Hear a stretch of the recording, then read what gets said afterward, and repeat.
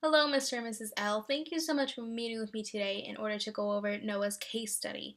You should be so proud of your child. Noah is such an enthusiastic young boy. I have never seen a child so eager to go and take all these different types of tests and to even see what his scores were on these certain tests. Um, he, again, was just so willing to do whatever I asked of him, and he was just eager to see what he would be at.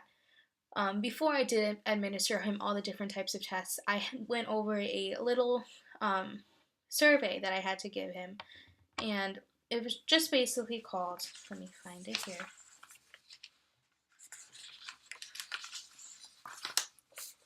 It's just basically a reading attitude survey, and then we also had a writing attitude survey.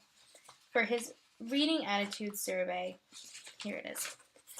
For his reading attitude survey, Noah did express to me that reading isn't his favorite subject in school, mainly because his teachers don't make it fun. He told me, which that can be the case for some children in some schools, that reading just simply isn't fun because the teachers don't make it fun, which is very sad. But what can you do?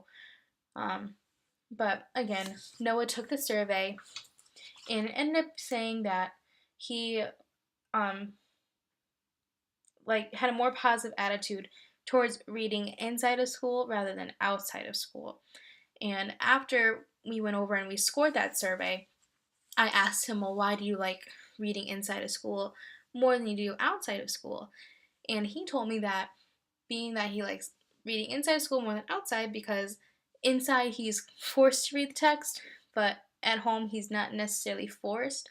But he did tell me once he gets into a book and he starts to get involved with the characters and the theme and the plot and everything is just all meshed up together into his head. And once he gets into it, he can't put the book down, which I'm still happy to hear about that. That's still good for a child his age. But then I had him take the writing attitude survey, and Noah ended up liking just the opposite. He liked writing outside of school than he did inside of school. And he expressed to me that writing is his favorite thing to do. He likes to write short stories, he likes to write just fun little quick things, journals, and that's very good for a child his age to develop that love of writing. And it's very important because you don't really see that many children developing that love of writing anymore. But he enjoyed that. It had little pictures of Garfield, so he was he was wondering why we had to take a Garfield survey, but he enjoyed it. But again, Noah expressed to me that reading isn't his favorite, writing's more of his thing, but again, we had to do some reading tests and he knew that, but again, he was willing to see what his scores were going to be and what he needed to improve on, which I was impressed with. No child ever wants to sit there and see what they need to improve on. But what I simply want to do with you today, I just want to go over the different assessments and the results that I got from the assessments that I did with Noah. The first one that we had to do was called the Qualitative Reading Inventory.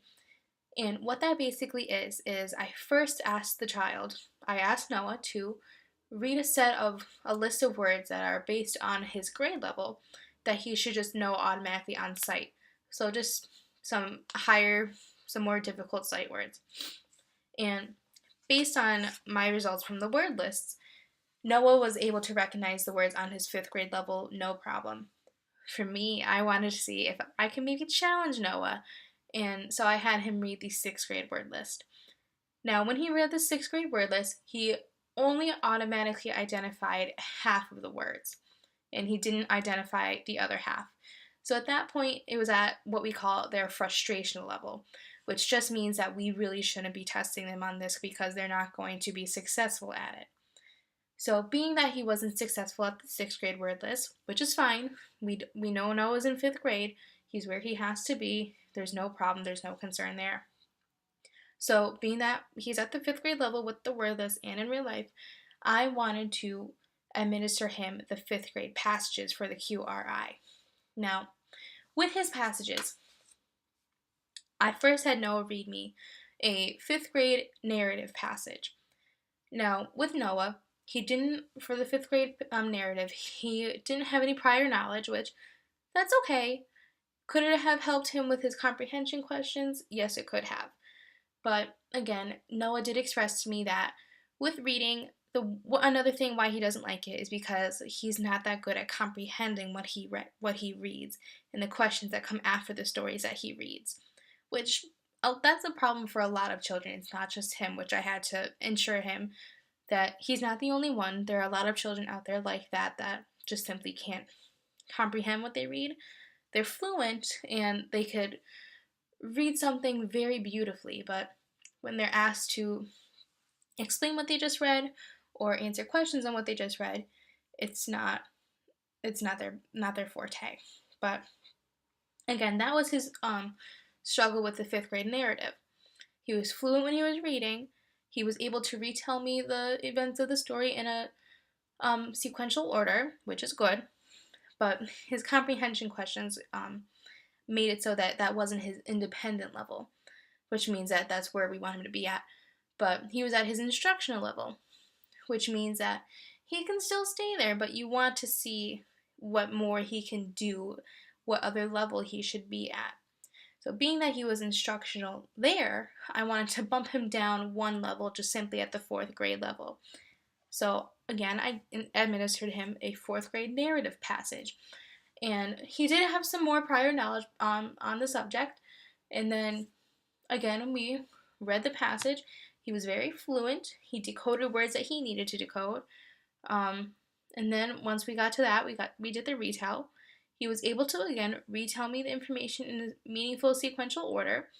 And then the comprehension questions, he did good with. He did fantastic with them actually.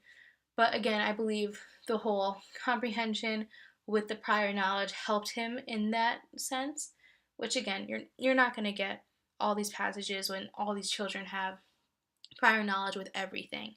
So again, I do believe that helped him a lot though. But being that he was independent with the 4th grade narrative, I wanted to test him on the expository text for the 4th grade.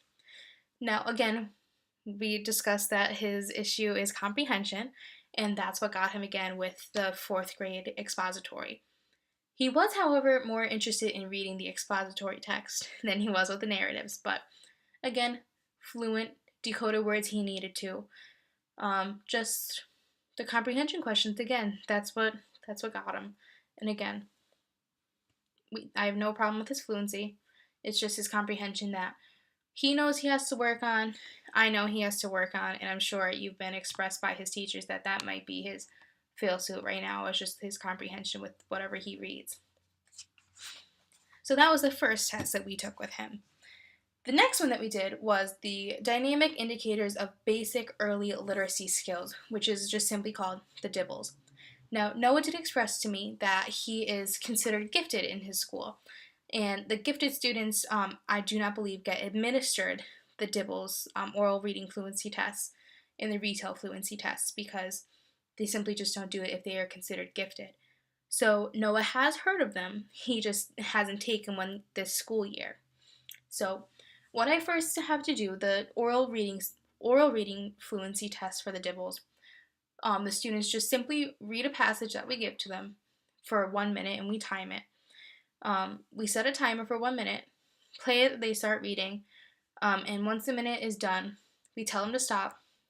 We count the words per minute with whatever errors that they have, and then we calculate to see what they end up getting. Now, being that Noah is in 5th grade, I administered him the grade 5 benchmark 2 test, and there are 3 components within the benchmark 2 test. We have grade 5 2.1, grade 5 2.2, and grade 5 2.3. Now, for his oral reading fluency, on his first test, Noah was able to read 135 words per minute with 3 errors, resulting overall with 132 words correct per minute. On the 2.2 assessment, Noah read a total of 126 words with 4 errors, so he had a total of 122 correct. On the benchmark 2.3, Noah read a total of, again, 135 words with only 1 error this time, resulting overall with 134 words correct per minute. And again, those skills are fantastic for him for the amount of time that he was given and for the amount of errors he had, which were barely any. So again, with that, no problem. His fluency is great. When we went down to the retail fluency, again, he had no problem. We had to simply, after he was done reading the 1 minute passage, I asked him to retell me what he just read about. And Noah was able to retell for the first passage, the 2.1, a total of 30 words. So what that basically means is that he physically told me 30 words from that passage that he remembered. So with doing so, with those 30 words, he provided 3 or more details in a meaningful sequence with that text, which is good for Noah, good for his grade level. To the 2.2 benchmark assessment, Noah was able to retell me a total of 57 words. With doing so, again, provide me 3 or more details in a meaningful sequence that also captured the main idea of that passage, which is just another little step up from the 2.1. Down to the 2.3, Noah was able to retell me 53 words. And in doing so, again, he told me 3 or more meaningful details in a meaningful sequence for the passage. So again, Noah's fluency is not an issue to me whatsoever. Another test that I had to administer Noah was called the Peabody Picture Vocabulary Test, 4th edition. And Noah loved this assessment. He was just so interested in the words that I was giving him, and he was trying to express to me. He's like, I need to know this, and why do I need to know that? But he loved it. It was something different. I'm sure they do not do this assessment in school, so he had a ball with it, and he just wanted to keep going. But again, I administered him quite abundant amount of sets within this assessment. I administered him set 10, 11, 12. I skipped 13 because I noticed it was getting too easy. Went to 14, 15, 16. And with that, his basal set score was with set 10. So that was the first one I administered him. His basal set score is just basically the base, where we want to start him off with, where he has no errors. So again, no errors was set 10. And set 10 basically means he's at that age, 10 years old, 11 years old, to start with that level. So again, no errors with that. Fantastic. We kept going up and up and up until we hit set 16, which is where we hit his ceiling score. And again, ceiling is where we want to stop. That is the furthest we can go with that assessment. With that Peabody vocabulary test, he had too much difficulty with that set. We can't go any higher. Which again, set 16 with 8 errors, that was very, very, very fantastic for Noah. He knew more vocabulary words that I could even imagine a 5th grader knowing. He just has such a broad vocabulary. And again, you should be so proud of your child. He loved this assessment. And he was recognizing words that he didn't even think he knew, which was fantastic for me to even see when I was testing him. Okay, and let's see, last but not least, I had to administer Noah a spelling test. And once I said spelling test, his eyes kind of went like this, because he said spelling isn't really his forte either, but he did perfectly fine. I had to administer him the upper level qualitative spelling inventory, and it just measures his achievement in spelling with the different results. He was able to recognize short vowels, digraphs, blends, and even some other vowel patterns, some endings, suffixes, prefixes. And overall, he was able to score a total of 582 points. He did, however, misspell scrape. He spelled scrap instead. He didn't recognize that there's the silent E that makes the A say its name, which kind of, to me, might indicate that he doesn't have a good sense of maybe long vowel patterns, but again, it's no big deal. That was just his one spelling mistake that I noticed. But for how nervous he was when I gave him the spelling test, he had nothing to worry about. That was his only mistake. And then once we were done, I asked him to do a writing sample for me. And of course, you could imagine Noah's face when I told him he had to write. He was all giddy and smiling and bright-eyed. He was so excited to write whatever he was about to write about.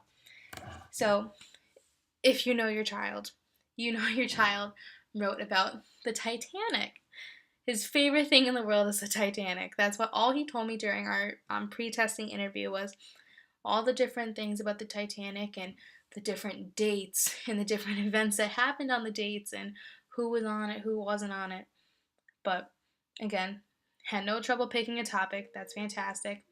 He wrote a total of 4 complete sentences, and again, that's good because I only gave him a minute to write whatever he needed to write. He was able to write 4 complete sentences. His sentences were all written with factual information, and again, that's what he told me before in the interview. Complete facts that were based on the Titanic. They even included dates, locations, and how many passengers were even on the ship. I didn't even know how many passengers were on the ship. But he wrote it down in his little passage that I asked him to write. And he again began each sentence consistently with the capital letter and ended each sentence with the correct and proper punctuation. He had neat handwriting and he had proper spaces between his words. Again, I expect no less from a 5th grader. Fantastic job. But there was one word that he did not capitalize properly, which was Belfast, which is, again, a proper noun. But, again, it was a minute. He probably was just rushing, but from the rest of his writing, I can see that he does understand how to capitalize proper nouns. I just believe the minute time crunch maybe made him rush a little bit. There was also another one that he wrote the word passenger, but within his sentence, it should have been passengers. So he needed to add that plural S to it, but he forgot to. But again, the minute might have made him in a time crunch. But again, not really worried.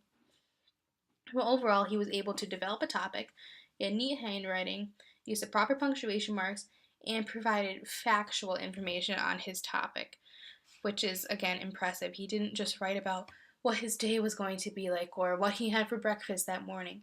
He wrote about a topic that happened in real life that is part of history, and he even wrote the different dates with it, the locations, and the amount of passengers and everything. So again, like I said in the beginning, you should be so proud of your child. He is a very, very, very bright boy for his age. So, just based on my conclusions and my recommendations, he is, again, an average reader. He reads text on grade level, but he has difficulty with comprehension questions, which, again, he knows, we both know that he has issues with his comprehension. He is a very fluent reader. He reads fluently with very minimal errors. He has adequate sight vocabulary for his grade level. Let's see. He has an above average vocab for his age, as I expressed with the Peabody vocabulary test that he loved taking. He actually ended up having a vocabulary that should have been set for someone who is 20 to 21 years old, which is my age. And I expressed to him, he was like, how did I get, what age level was I at for vocabulary? And I said, Noah, you are noticing vocab at what people my age should be recognizing it as. And so he was just blown away that he knew something that I should know. And he is just so blown away that young Noah at the age of 11 is able to recognize something a 21-year-old should be able to recognize. So he was amazed with himself. I'm sure he probably got a mouthful of that when he went home after the testing session. But all I can say is just some little recommendations that I would take back to work at home and even at school. Again, he could remain at his normal grade level. There's no problem with that. He should, again, read the narrative and the expository text at his own grade level, but he should just be provided different skills to enhance his comprehension with the passages. And again, I said maybe he should do the read, ask, and put strategy. I don't know if he maybe does that in school, but all he does is he reads the passage. He asks himself different questions in order to aid in his comprehension and organize it within a cold read, and just put them in his own words. So he's not necessarily reading the jargon repeated repeatedly over and over. He could understand it in his own words when he goes back to look at the different information within the passage. Again, and then I believe Noah should also just reread the passages a couple of times. It could help with his comprehension. Rereading could help with comprehension. It could help with fluency. It could help with his sight vocabulary. It just benefits him all around. Let me see. What else do I recommend? Okay. So I have recommended some things that maybe we should do at home that he could have fun with, not necessarily like school stuff, but just some different things that we should be working on at home. I suggested that he should read books on topics that he is obviously interested in, because he did express that once he gets into a book, he can read it and he can't put it down. But if it's one that he's not really into, he doesn't want to read it. He would rather watch TV instead. So again, we want to find those books that he is able to really get into and jump into, and just really want to sit down and read. And even maybe try to get him to read a book series, which just involves different different topics and subjects, but just all kind of written the same. I found one series that I believe he would actually like, is called the I Survived series. And there's one particular book that I found that I think he might like. It is I Survived the Sinking of the Titanic 1912. Now, these are just all very, very good books that he should be reading at his grade level, that would just spark his interest and he wouldn't want to put it down from what he has told me and what he is interested in. But again, not only just reading, of course, reading isn't the only thing that you could be doing to help with comprehension. There are also some different websites he could be using in order to help with his comprehension. Some books or some websites that he could be using are ABCA. There are different grade levels on there, different activities for kids to use. There are things ranging from math to reading and so on and so forth. Another website he could use is FunBrain, which again, it's just like ABCA, just a different platform and a different format. And another website he could use is called knowledgeadventure.com, which I believe he's going to really benefit from the games on that website also. So just walking away, your child has many, many strengths compared to areas of improvement. Again, we understand he has a very broad vocabulary. He is very fluent when he reads. He has a good positive attitude towards reading and writing when he gets into the topic that he wants to write about. He's very, very able and willing to learn. And again, based on his retell, he's able to recall many different details from the passage in a meaningful, sequential order. Just areas for improvement is just maybe decoding some of the harder words. He did kind of struggle with decoding the words with his sight vocabulary, which is the only ones that I am concerned with. Not necessarily the decoding the words within the text. It's just seeing the word by itself, and he wasn't able to decode it to get the different segments from the word. And then again, another area of improvement is comprehension. That's the only thing that I'm concerned with, is just his comprehension of the text and what he is reading. I'm worried that he's just reading to read to get it over with and not really understanding what he's reading. But again, you should be so proud of your child. Again, thank you so much for letting me borrow him. And thank you so much for taking your time to send him over with me, to trust me to help him and to take these different tests with him to see where we might be at and what improvements we might want to take into consideration. But again, thank you so much. I can't thank you enough. So thank you again and have a very nice day.